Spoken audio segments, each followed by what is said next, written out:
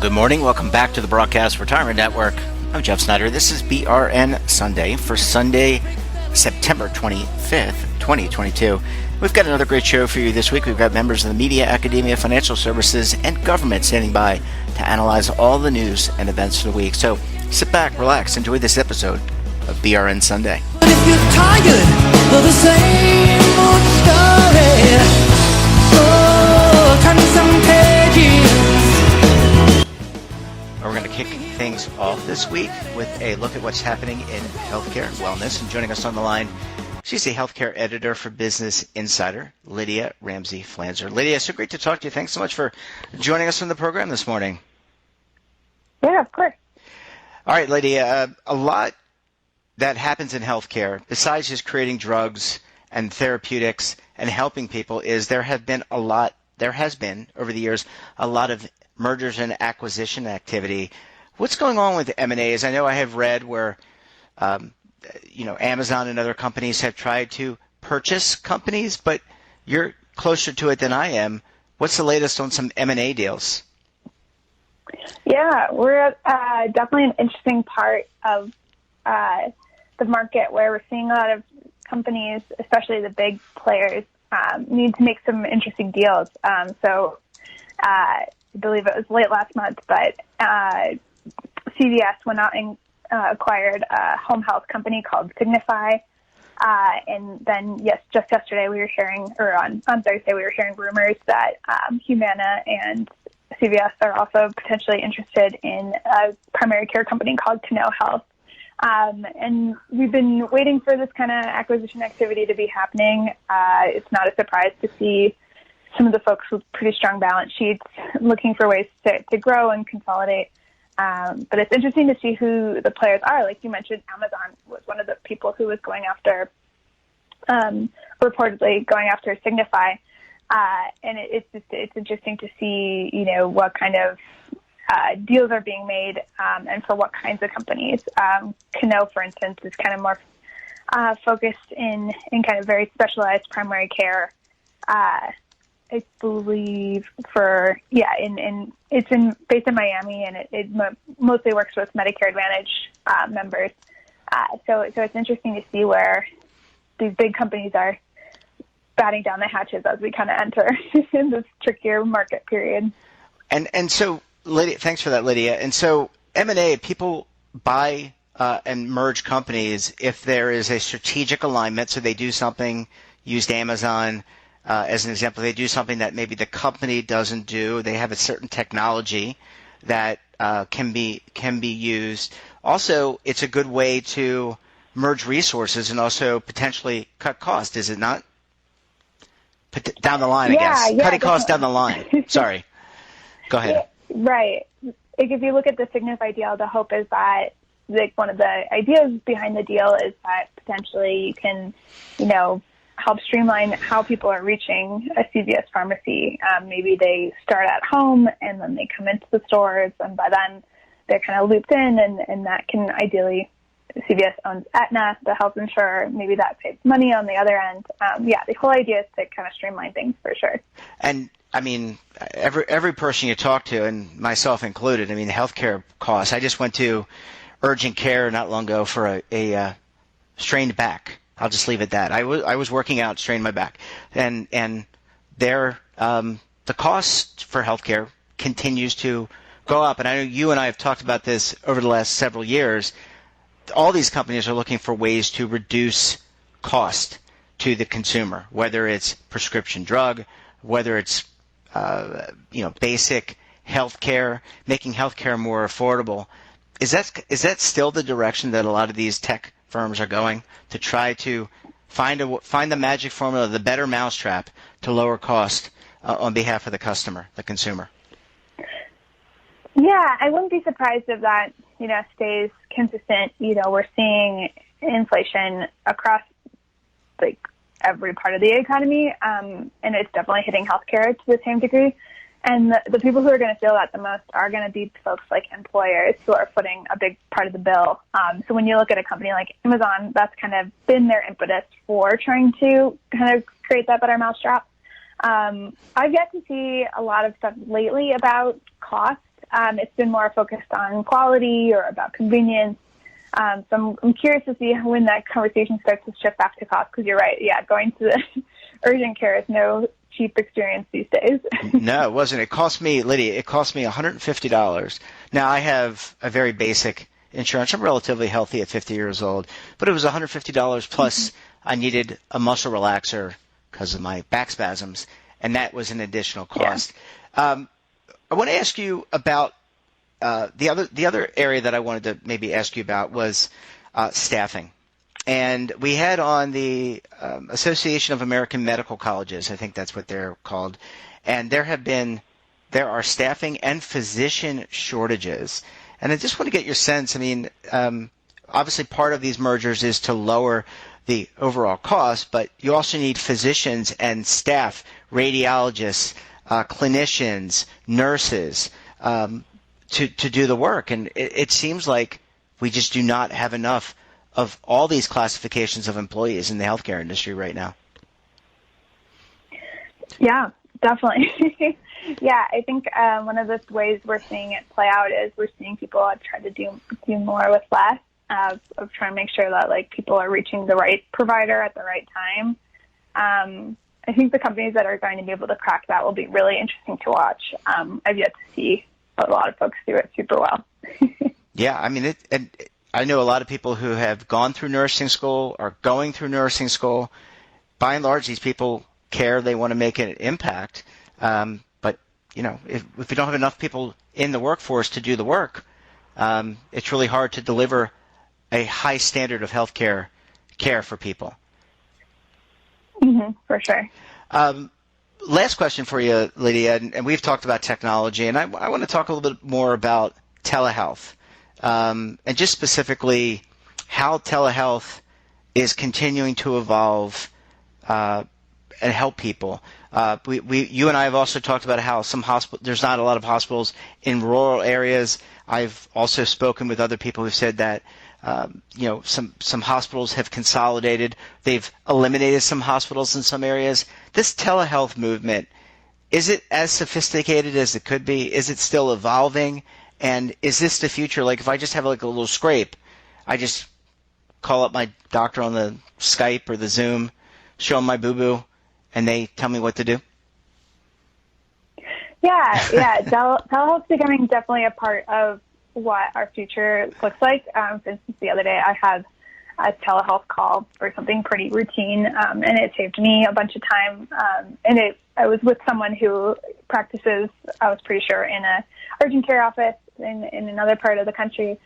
And so that kind of meets that kind of convenience and that labor demand, as you were talking about, to kind of balance it out when things are slow in person, maybe they can do things online. It's been interesting to watch as people start to realize that telehealth is kind of a table stakes piece of the industry. We're seeing, that kind of hit stocks like Teladoc and Amwell that are based completely on telehealth.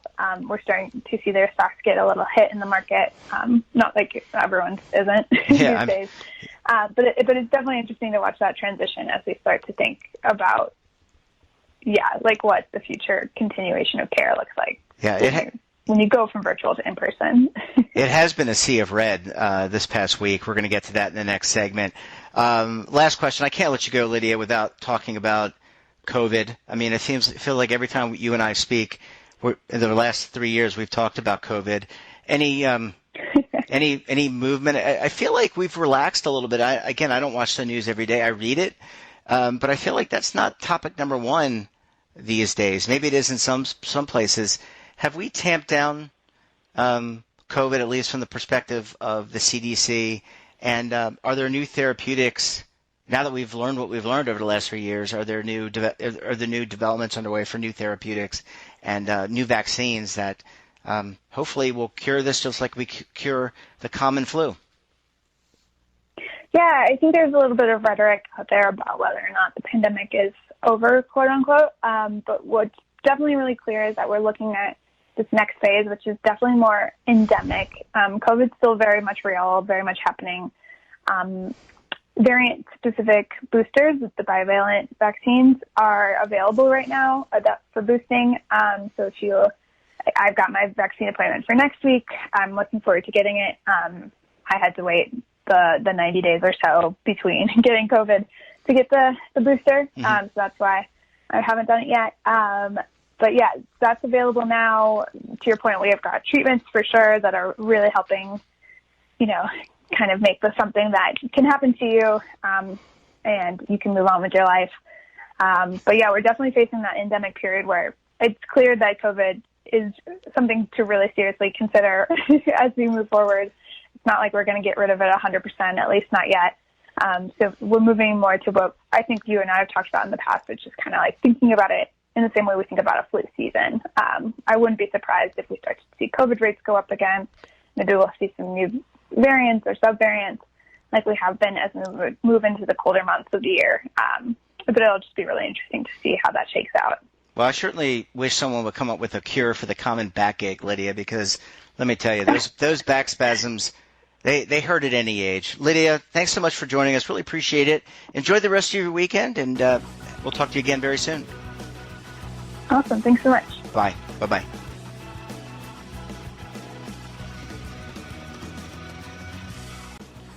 Welcome back. Now we're going to wrap up the markets. A lot happening this week with the Federal Reserve and just the general stock market. Joining us on the line, he is the lead anchor for the TD Ameritrade Network, Oliver Rennick. Oliver, great to see you, or great to talk to you. I can't see you, but I do, by the way, see you when I tune into I see you on TD Ameritrade Network, but I don't think you haven't seen me in quite some time. Been a while. It has been. All right. Great to talk to you. Great coverage this week on the TD Ameritrade Network. Let's talk about the week that was in the markets, because I think a lot of red there, Oliver. A lot of ups and downs, a lot of volatility, making many people in general, very nervous. That's right. However, the people that I see that are most upset are crypto charlatans, perma bulls, and guys who charge you way too much to be your financial advisor to park you in high beta funds that do worse than the market. So if those are the people that are complaining the most, then maybe this is a productive thing. Yeah, absolutely. Absolutely. I mean, look, I think you got to get value for what you're paying for. And if people think they're not paying for a financial advisor, you are. Most likely it's embedded in the fee is embedded in the funds that you're buying. But anyway, Oliver, this week has been up and down. How did you and the network and your colleagues at TD Ameritrade Network kind of see the market this week? Well, it is really it's pretty painful because you're getting hit in bonds, getting hit in stocks, you're getting hit in commodities now too. So that hedge isn't really working because the market's very worried about economic slowdown.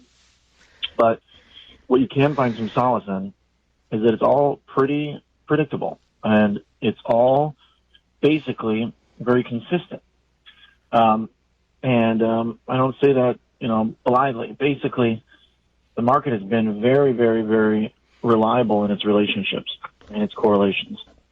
And so if you are paying attention, or you're watching our show and trying to follow along with this new regime, it's actually really not that hard. And basically what it is led by the U.S. dollar, and then bonds, and then stocks. You watch where the dollar goes, and the dollar is your clearest signal of this inflationary regime. The dollar represents how hawkish the Fed is, even in a world where other central banks are being hawkish. The dollar represents the reasoning for their hawkishness, which is to battle inflation, but also remind us that inflation is a result of a good thing, which is an economic recovery that's happening here in the U.S. at a more reliable and consistent pace than anywhere else in the world. And so the dollar's rise during this period is persistent and very easy to follow along with. It is a technical uptrend, higher highs, higher lows. It's as classic as you can get. Now, The bond market generally is doing the same thing, where yields are making higher highs, higher lows, but because treasuries are a curious asset that also finds buyers in periods of concern and worry, the yield curve does strange things. And as the yield curve is flattened out, the bond move has not been quite as obvious as the dollar. But what we know now after 18 months is that eventually the 10-year yield goes where the dollar goes. And so this has been a very crucial piece of my coverage, which has been really believing the dollar. Okay, sometimes I describe things as whether or not I believe this asset class. What is it telling me? And actually, the dollar has been the truest, most honest trend in the market. And so you follow this dollar, and if you respect it, it can allow you to make some very good decisions to avoid the most pain. Because what the dollar means when the dollar goes to highs like it did repeatedly here over the past month, it means that the 10-year yield is going to follow. And because we know that stocks have hated when the yield goes up specifically, then you can generally avoid the downside in stocks when you see the dollar making highs. And that's basically been the system, and it hasn't budged. And that's where, as painful as it is, people really need to revisit their investment strategy, who is helping them invest, what they're watching, how they are assessing this market, because it really exhibits a bias. People don't realize how much of a bias they have in which way they want things to go, because there's no reason that anybody should really be in as much pain as they are. If you're simply consuming the right information, respecting the trends, it has been extremely obvious now for a year the way this works. The dollar goes up, you don't want to be in stocks because bonds will follow. And so a lot of people got cleaned out this summer because they didn't trust the dollar. They tried to trust bonds, but bonds lie to you. Wow, those bonds, they're liars. No, I'm kidding. How do you, everything you just mentioned, how did you reconcile that against what the Federal Reserve this week, which is, I think, raised interest rates by, 3/4 point, 75 basis points, which has an impact on lending. That's the Fed funds lending rate to banks, ultimately trying to choke off inflation, which, as you said, is at an all-time high, still at an all-time high. Well, it is really at the center of it all because this is happening in large part due to their approach, which is to try and meet the pace of inflation with a commensurate pace of rate hikes. And that's where they're really setting kind of historical records here with the speed at which they're moving. But it makes a lot of sense because there's a lot of signs that demand is contributing a lot to inflation. A lot of people got really obsessed with the supply side of inflation due to supply chains, which certainly has had a big impact and remains that way. But shipping prices have come way down. Volumes have been consistent. It's not hard to get things from place A to place B compared to a year ago. China's tried to reopen. It's spotty, but generally is still in a better situation than at the depths of COVID. Commodity prices have come way, way down, and that's been going on for months. Yet our latest and most recent inflation reading was going higher on a monthly basis and exhibited still extreme year-over-year levels. So that tells us that demand is playing a very big role in inflation still, a very, very big role. So at this point, the Fed is seeing that and trying to crush demand, and it's doing that by reversing the wealth effect. As asset prices at records over the last 2 years obviously created a lot of wealth, and I think they see the stock market as their best tool to try and fix the economy by sinking the stock market, and I think they're correct to do so. I think that they're right in that analysis. Oliver, we've got the holidays coming up in the fourth quarter. We're almost to the fourth quarter. It's the last week of the third. Any thoughts about retail sales? We've got Black Friday coming up in November after Thanksgiving. I mean, Thanksgiving is still over a month away. We still got to get through Halloween. But how do you look at what's happening today and reference it against or compare it to the retail opportunities, meaning the stores like Target and Walmart and other retailers, are they destined for lower consumption, or could they see record consumption like we had seen in previous years? Yeah, it's a good question. It's a tricky one. I'm not really sure, to be honest. Well, I'm not trying to trick you. Yeah, no, no, I like that. No, it's a good economic question. It's an important one. When I have too much inventory, so prices are going to come down. The question is, are prices going to come down enough to entice customers who have tightened their budgets and are buying cheaper things and cheaper brands and trying to avoid the worst of inflation? So we're going to find out. I mean, they're hiring a ton of people because they have so much inventory to move.